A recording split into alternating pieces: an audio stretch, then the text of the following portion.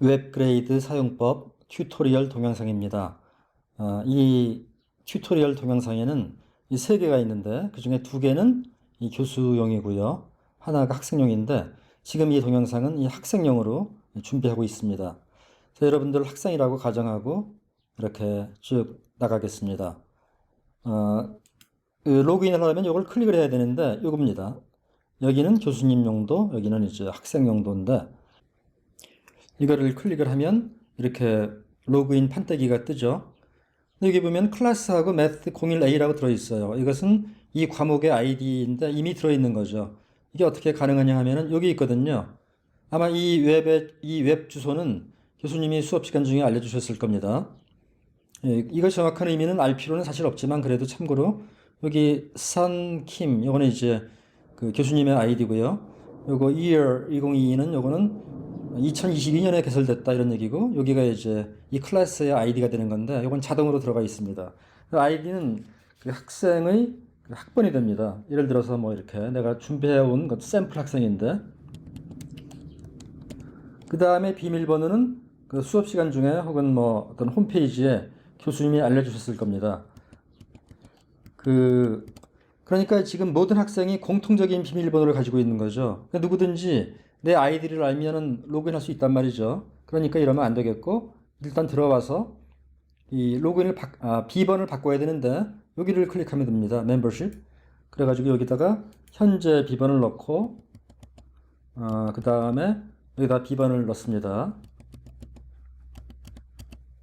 뭐 자기만 아는 그런 비번으로 넣으면 되죠. 최소한 6자리는 돼야 될 겁니다. 너무 짧으면 안 돼요. 그러면 이렇게 하면은 변경하였다고 나오죠. 그럼 여기는 뭐냐면 이 부분은 신경 안 써도 됩니다. 안 해도 됩니다. 여기다가 뭐 아이디를 넣고 제출을 하면은 뭐가 등록이 되는데 그러면 시간표 작성을 할 수 있습니다. 관심 있으면 들어가 보시고 아니면 안 해도 됩니다.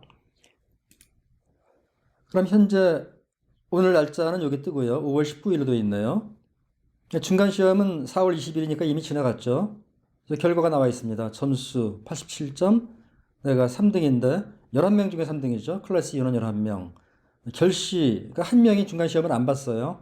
학급의 평균과 표준 편차가 나와 있고 만점은 100점 만점이고 비중 40%고 기말 시험은 이제 6월 15일 날 예정인데 만점과 비중이 나와 있죠. 출석이 또 있습니다. 출석은 비중이 10%고 만점이 45점인데 이게 5월 18일까지 출석이 기록되어 있네요. 현재 그 29.5점을 내가 확보했습니다. 출석 점수를 45점 만점에. 근데 이거는 좀 출석이 안 좋은 거예요. 11명 중에 10등이니까 좀 안 좋죠. 여기 보면은 결석 지각이 기록이 있습니다. 3월 16일 날 결석, 3월 28일 지각 이렇게 되어 있고.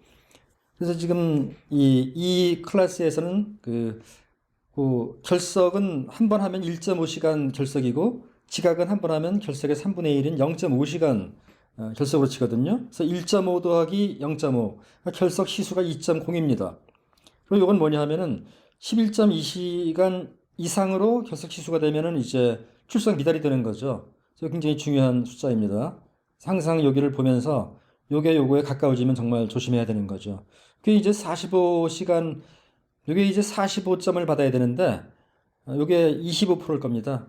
45에 25%가 11.2일 겁니다. 그래서 최소한 75%는 출석을 해야만 그 점수가 나가기 때문에 이런 게 있는 거고 그 외에도 뭐 어떤 교수님이 전달 사항이 있다면 여기 아마 보일 겁니다.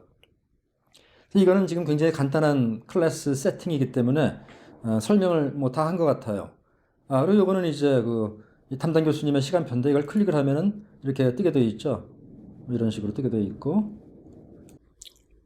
그리고 학기 말이 되면은 그러니까 6월 15일 이후에는 이 점수의 총점이 여기 뜨게 됩니다. 총점에 대한 석차 이것도 여기 나타나게 되죠. 학기 말에 그러니까 이 기말 시험 이후의 날짜가 되면 그렇게 된다 이런 얘기죠. 일단 로그아웃을 하죠.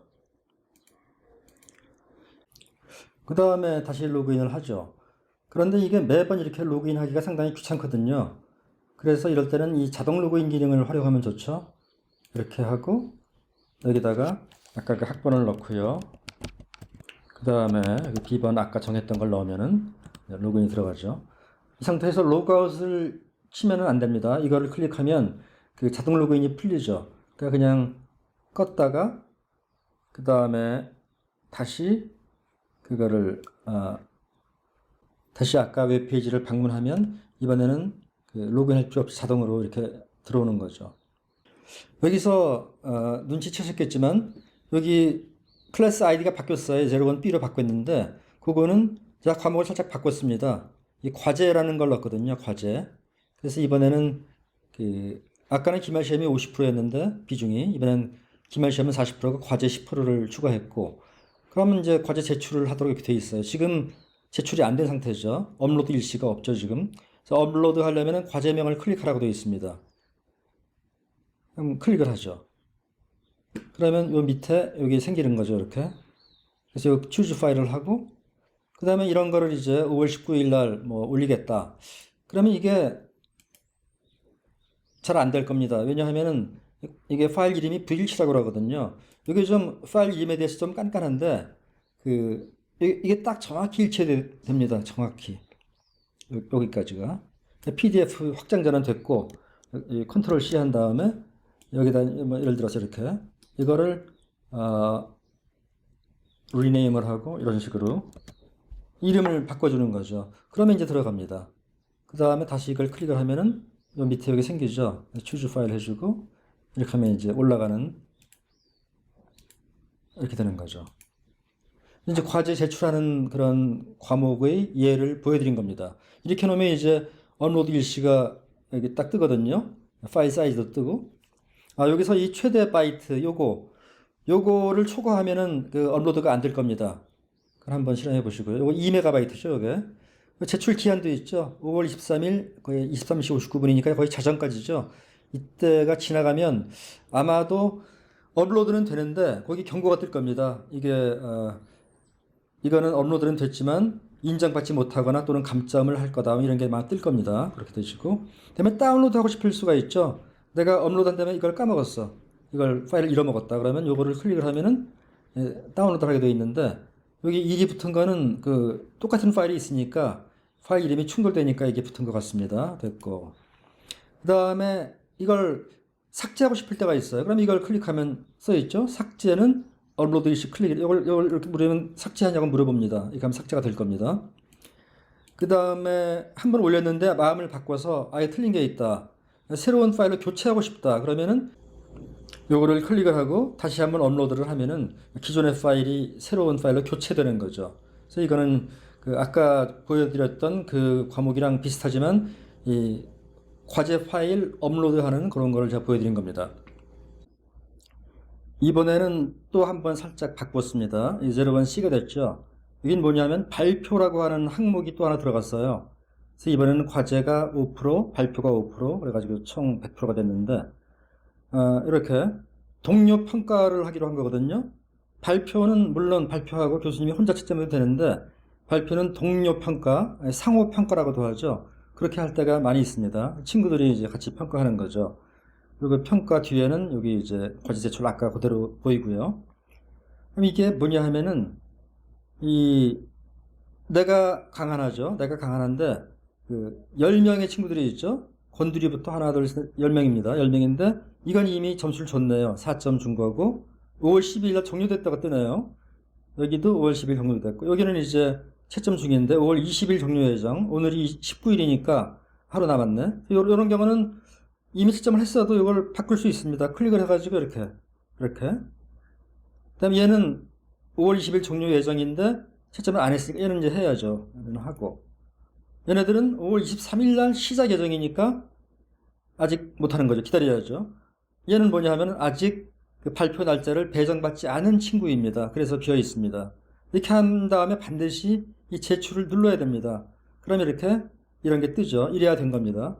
여기 보면 도움말이 있는데 도움말 보세요. 이 평가를 마친 다음에 반드시 제출을 클릭하여 저장해 주십시오. 점수를 준 다음에 제출을 클릭하지 않으면 저장이 안 됩니다.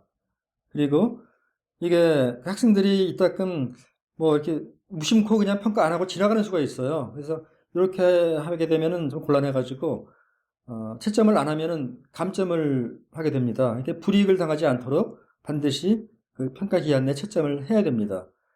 그래서 이 도움말 한 번 더 클릭하면은 지워지죠. 그래서 그 채점을 하지 않을 경우에 어떻게 되느냐. 그게 좀 약간 별거 아니지만 까다로워요. 이게 볼까요? 점수 계산. 채점 기한이 지난 후에 보는 겁니다. 지금 11명이니까 내가 10명으로부터 점수를 받아야 되죠. 내가 나 자신은 채점하지 않으니까. 근데 만약 8명만 나를 채점했다. 2명은 그냥 어떻게 무심코 지나갔어요. 그러면은 총 36점을 받았다면 내가 받은 점수는 36을 8로 나눠서 평균을 내는 거죠. 4.5점이 되는 겁니다. 그런데 나도 10명을 채점해야 되는 거죠, 지금. 10명 모두 채점했다면 이거 받으면 되고, 받게 될 것이고, 만일 9명만 채점했다면은 내가 하나를 안 했잖아요. 그러니까 4.5 곱하기 10분의 9를 해가지고 결국 4.05점을 받게 되는 거죠. 이렇게 채점을 기한 내에 하지 않으면은 이 감점을 당하는 게 조금 기분이 좀 안 좋을 수는 있는데 이런 점은 양해하시기 바랍니다.